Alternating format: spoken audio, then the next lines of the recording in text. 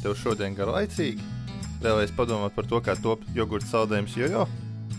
Seko man līdzi un uzzināsi. Viss sākas ar mūsu pašu gotiņām, no kurām tiek iegūts gardais Latvijas piens. Ražotnē jojo vīriņš gādā, lai svaigais piens pārvērstos par dabīgu jogurtu.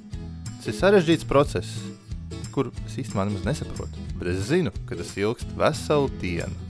Tad no plašā klāsta tiek izvēlēta garša, kas tiek kārtīgi sajaukt kopā ar svaigi iegūto jogurtu.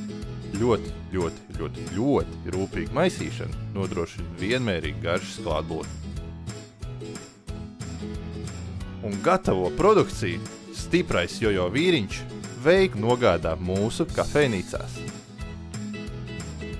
Šajā stāsta brīdī parādies tu, izbaudīt jogurta saldējumu pavisam vienkārši. Paņem trauciņu, no plašā garšu sortimenta atrodi sev tīkamākās, izvēlies un pildi tās droši iekšā. Ar to vēl viss nebeidzās. Pēc tam dodies eksperimentēt ar dažādiem augļiem un piedevām, lai radītu savu unikālo jogurtu.